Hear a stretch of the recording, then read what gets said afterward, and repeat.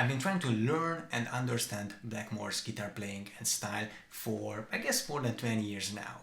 And during that time, I watched a lot of YouTube videos, tuition videos, free videos, DVDs, bought tab books and downloaded free tabs. I think I've seen it, if not all, but most of it. And a lot of it has mistakes in there or incorrect, transcriptions or notes or something like that. And I'm not here to bash any of those videos or instructors or anyone for that matter, because I also make mistakes. I made a lot of mistakes, got a lot of things wrong in the last 20 years concerning Blackmore style. So again, I'm not trying to bash anyone, I'm trying to correct those mistakes. So if you would like to learn these songs or Blackmore style properly, I hope I can help you with that. I'm not promising that I will get everything right, but I can promise you that if I find out something, realize something, discussing something or with someone with the comment section, and if I change my mind or I realize a better version, a more correct version, I will let you know. So that's all I can promise. Now, having said that, I'm pretty sure in most of the things I will talk about in this video.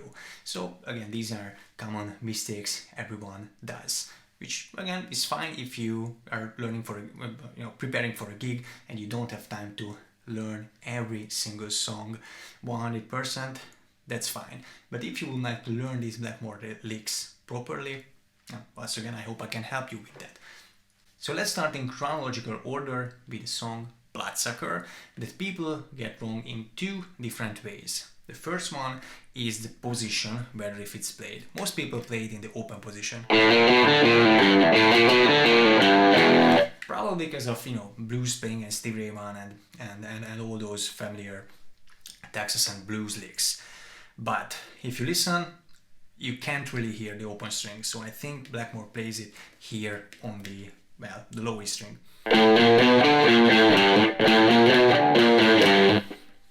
But the notes are the same.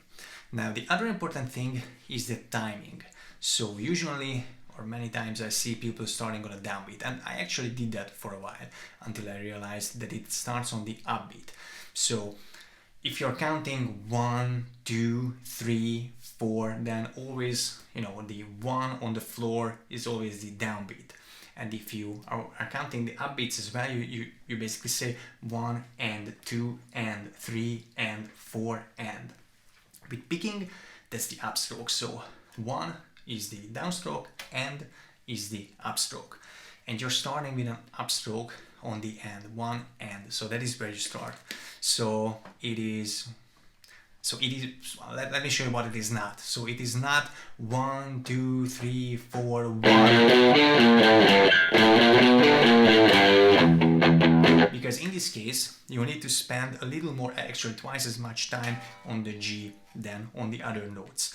And this is because the verse does start on the 1, and to make room for that, or to align with the timing, you need to spend twice as much time on the G. But if you listen, that's not what they do. So the way they start the song is on the upbeat with an upstroke. I think the easiest way to get it is basically just do a downstroke but don't pick the string.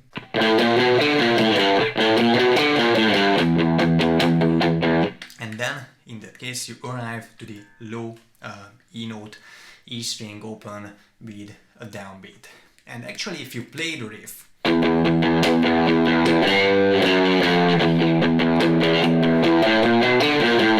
you can see in here as well that it starts on the upbeat. Alright, so the other song from Deep Purple in rock that people often get wrong is Into the Fire, especially the verse. So it is it's just an E power chord in the open position. It is not the Hendrix chord, not even a simple 7. So it's not any of those things, it's just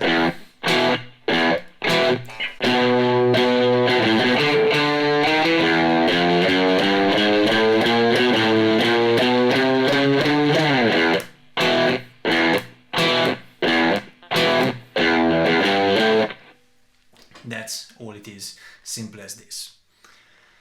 Now then, from Fireball, Demon's Eye is a song I knew how to play, but for an embarrassingly long time I forget about the first note being D. I always played it starting with G, but it starts on the D.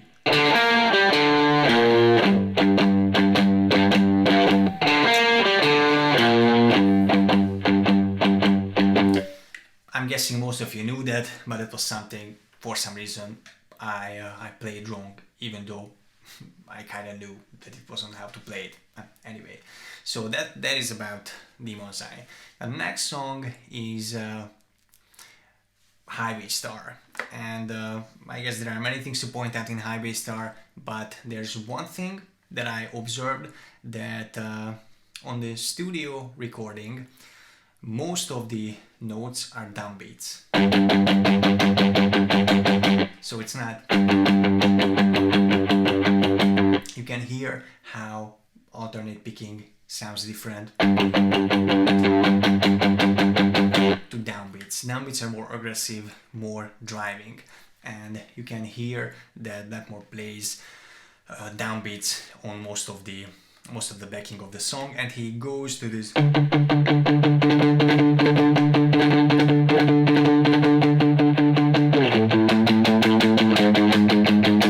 when he backs up John Lord on the organ solo and the organ solo. So that D note, he adds a lot of alternate picking there, but other than that, it's mostly downstrokes. Next song from Machine Head, which I like to touch on quickly, is Maybe I'm a Leo. Now, there are two notes I think people get wrong, and those are the very last two notes.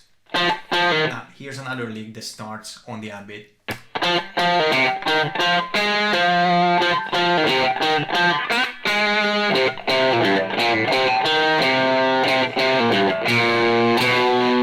That little walk up at the end of the riff before you repeat it. And I understand why people play D sharp E, because that leads you to F, where you wanna start the lick again. And maybe the bass, if I remember correctly, the bass or the organ does play that. But Blackmore plays B flat and B.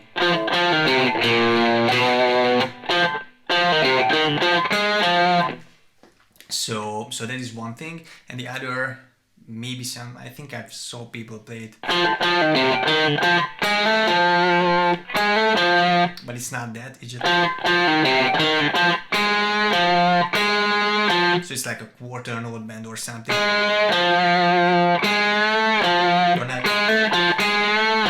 not bending the whole half, so half note or semitone. You just, make it a little bit bluesy. Then, never before people played wrong. I played it wrong. Actually, I just played it live, and I also played it wrong. But I think I'm gonna create a separate video about that whole thing. So we can go and discuss Smoke on the Water. Now, yes, I think by now most people know that if you play with the finger, that is correct. And even though Blackmore plays it in this position a lot of times, and you can see it live, you can also see live in the 73 University footage that he played it here, and maybe, I think on maybe Made in Japan as well. Now it instantly sounds way more like the record. So on the record, I'm pretty much certain he played it up here on this position. The notes are the same, double steps, fourth or fifth, as Blackmore calls them. And the other thing is this chug with your hand, or just putting down your hand.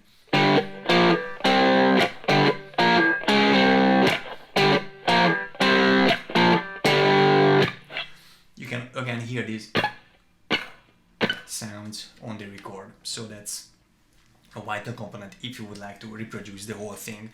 However, if you play it live, I would advise to pick it with an upstroke, because you know the fundamental tones are the roots, the main notes,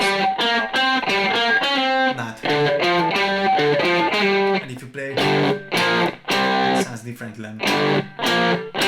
It's a very subtle difference, but if you're picking with an upstroke, the root note gets a little bit more emphasis. So that would be my advice. And then Red Bad Blue is the last song that we'll discuss today. Again, one I've played well, wrong, incorrectly in many ways, but one of my biggest mistakes was hitting the B note, and I see that a lot. But it doesn't have the B note, it's an open E.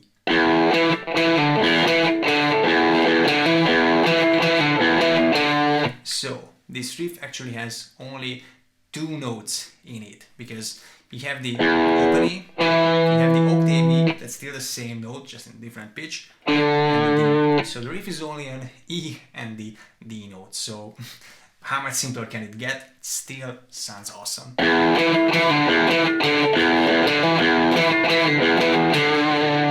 So that is for the main riff. The other lick I got wrong in Red Red Blue was this little filler between the verses, or the verse chords. Now I got it finally right with the help of someone. I discussed it in YouTube comments. So this is again why I love our community here.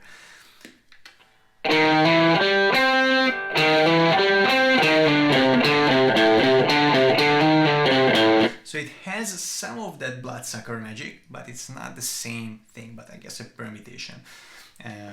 Same logic or similar logic. So that is the two things. Maybe one last thing, a bonus tip, and it is Stormbringer.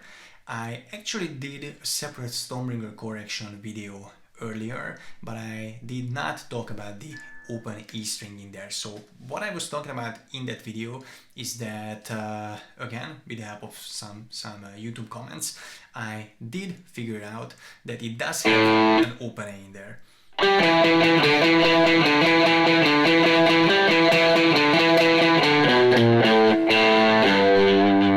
So because Blackmore plays two A notes, but the one is fifth fret of the E string, the other is an open A. But there's something I'm doing nowadays, is adding open E strings. Because when I tapped Stormbringer, I didn't really hear it except one place under the guitar solo. It really sounded to me that Blackmore plays.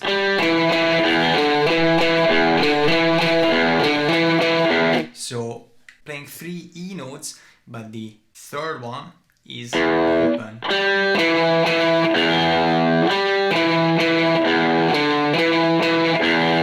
So when I transcribed this song, I heard it again, like I said, in the rhythm parts behind the guitar solo, but I didn't hear it for the whole song. But now I'm more and more convinced from different recordings live that that is how Blackmore plays it. So whenever I play Stormbringer now, I do it like this.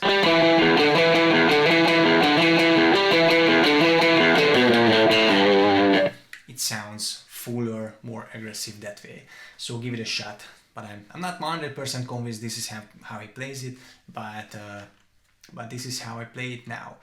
So I hope this video was useful, and again, trying out a new format. Maybe you guys won't like this long talking with little examples, but we'll see. Let me know how you feel about content like this, and also if you have any other song you notice people play wrong, or if you think I play something wrong, always let me know, please, because that way we can find it out together. We can solve the mystery, and both, or even hopefully more people than just the two of us, can learn it properly. So thank you for watching, and like I said, let me know what you think in the comment section.